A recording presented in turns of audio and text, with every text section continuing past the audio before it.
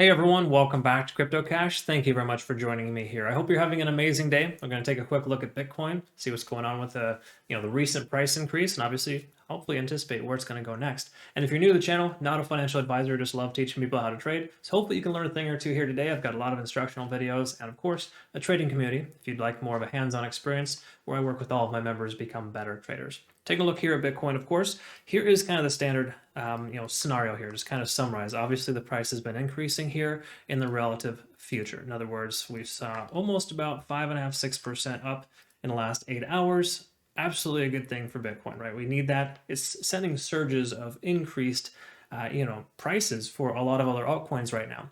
But what's interesting, and because there's something that's going on, because I get this question a lot right now, it's like, why is the price going up when the dominance for Bitcoin is going down, right? So it kind of seems strange, right? If you look at this here, you can see Bitcoin dominance, which may not seem like a lot, is down almost 2%.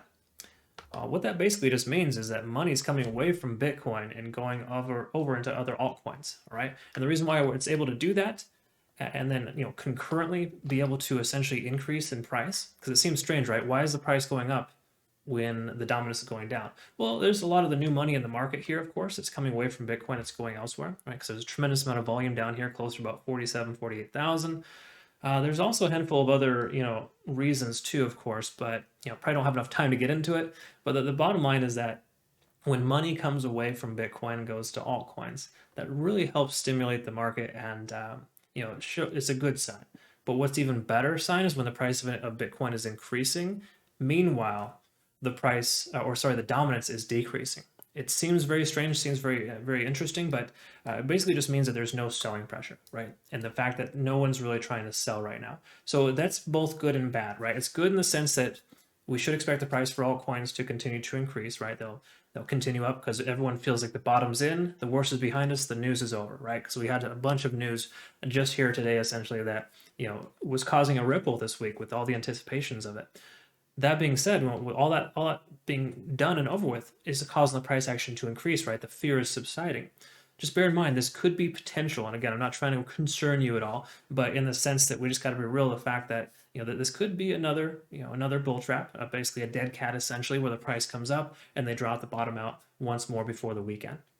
It could happen. Keep that in mind. Just want to throw that out there. That's a potential option. I think that's less likely in this case, just based on the fact that the price has tried to come down below 46,000 for quite a few days, and it hasn't yet. So taking a look at the one-day chart, let's go ahead and jump on in here. In other words, when you look at the price action, you can kind of see a pretty strong little support level here. We can see the price action over the last, 6 days of trading? 1, 2, 3, 4, 5. Just say 6 days of trading. The price has tried to test that level 5 out of the last 6 days, right? So, and that level is what, 46,600? Yeah, 46.6, 46.7, right in that range. That's essentially the new bottom. Okay, now good news is we're back up above Fibonacci retracement level, about 47,700. And of course, we can see that the 200-day simple moving average is working itself as a support. Okay, so kind of a concurrent excellent scenario here. In other words, you can see the 200-day working as very strong support. It's establishing this support level here. Price action couldn't break below. All good things. Okay, so that's fantastic. We love to see that. And if we look also too, just say at the RSI, we're well under 30, which basically gives us an opportunity to be able to consider it to be a good buying opportunity, right? In other words, when the RSI is under 50, that's considered to be more bearish sentiment, which obviously we've had that for some time. You can see the RSI has been under 70 since November 16th. That is literally 1 month of trading. We've been bearish, right? Now, not to say it's bullish by any stretch of the imagination, but if we start making higher highs and higher lows and start getting up past some of these major resistance levels of just say 52,000 for starters or 55,500, that's going to be a better case scenario for us to allow the RSI to peak up over 50, establish that as a new support level, and then we're in bearish territory. Okay, but the key takeaway here is that we need to start seeing higher highs and higher lows in order to get there. Because if you see every single previous dead cat, okay, let me just go ahead and make this a little bit bigger so you can see it. When you look at these charts here from before, it's like, you buy the dip here. Okay, great. It comes down lower. All right, let's buy this dip. And it comes down lower. And it just keeps dead catting, right? It keeps giving those false positives, thinking that the price is going to recover, but it never does. Okay, that essentially, all that selling pressure caused it to get to this low point. And now there's not a lot of selling pressure at this time, right? In other words, At this exact moment, with Bitcoin dominance receding and the price of Bitcoin increasing, it's obvious that there's more money coming away from Bitcoin and going into these other altcoins. Okay. Now, for obvious reasons, we can see that because altcoins they've been ready to take off for a while. A lot of them want to go ahead and explode, and this is why we see that major surge in alt season. Usually, it starts with Ethereum, and then it transitions to the other altcoins. But as Bitcoin dominance recedes, the altcoin dominance essentially starts to increase, if you will. We're seeing that now, and that's a really interesting scenario. But the bottom line is that we still haven't seen higher highs and higher lows yet. Okay, because I mean, even look in the one-day chart, you can see every single high has been lower than the previous. That's never a good sign. That's always like the first thing you want to identify and look for when you want to see a turnaround or some kind of potential shift in the market, right? Therefore, we're not out of the woods yet. I want to kind of exercise, help you, just kind of bring it to your attention and reiterate the fact that you should exercise caution and not get super excited. Don't get too taken away from this and say we're in the clear yet. We've got a tremendous amount of very positive things that are pushing the price action up, right? It feels like the worst is over. The bottom should be in, but there's also that shadow of a doubt that we haven't really truly broken free from that yet. And bear in mind, 5.5%, 6% in one day from Bitcoin, that's a lot of movement, okay? So we got to celebrate the fact that we are in a much better position now. But you got to understand as well, we've seen this position time and time again, okay?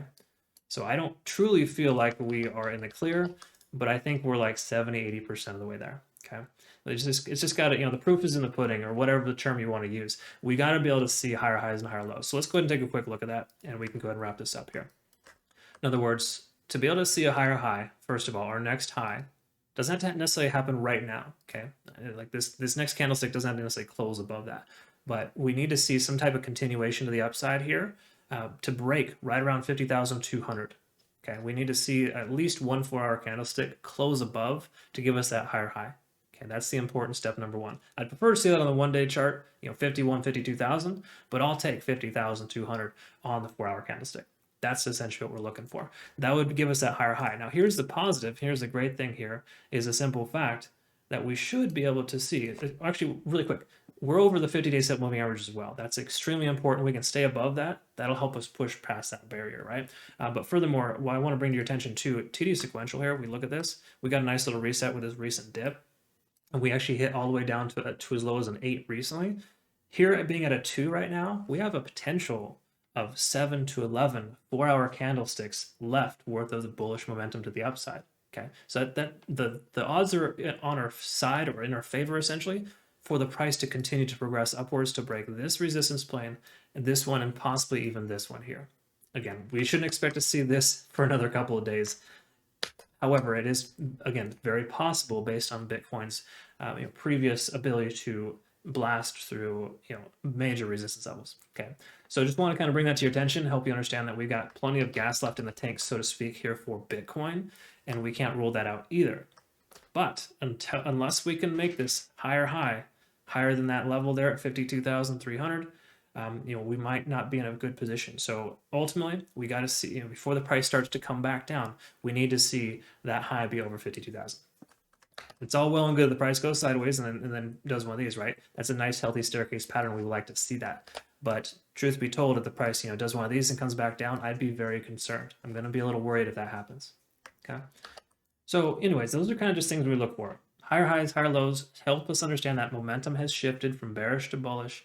Give us some confirmation, 2 or 3 days of confirmation at 51, 52, 53,000. Something to kind of break this trend. We haven't broken this trend in 30 days plus, and it is concerning. But of course, it's looking better now, right? Just bear in mind, we saw this kind of behavior before. Is it going to do the same thing again? We don't know, but we'll find out soon, right? So be cautiously optimistic. Again, dollar cost average in as many positions as you can right now. Try not to exhaust all of your funds, and just make sure that you have something ready in case the price were to come back down even further. Because we are, again, we're not out of the clear yet, but we're definitely making some good headway. All right. I'm not going to look much further into the smaller time frames at this point. These are probably the most relevant things we want to focus on right now. Higher highs and higher lows, preferably on the 4-hour chart. We can get the one-day candlestick to close above 52,200 would be excellent. And ultimately, have some of that happen sometime before this weekend starts. Okay. And then, of course, we can lead into the weekend at 52,000, closing above on the one-day candlesticks. We're going to probably see that nice continuation of the weekend from, the layman's like you and I, adding to our position over the weekend. And, effectively seeing that Bitcoin dominance continue to recede and altcoins taking over. That's what we're looking for ultimately. So all good things here. I would say more good than bad. Just make sure you dollar cost average and do not put all of your eggs into one basket. We know where that gets us here, right? And so I hope you found benefit here.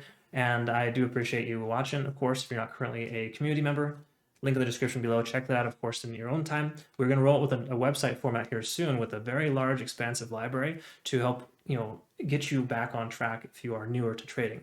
Teaching you everything I know here, only in a much better user-friendly environment. So check that out, of course, in your own time. That is for premium members, of course. And if you're currently one, just know within the next month or less, we'll have that released and ready to go for you. So I look forward to seeing you in the next video. Hope you have a great rest of your day. Thanks again for your time. Take care.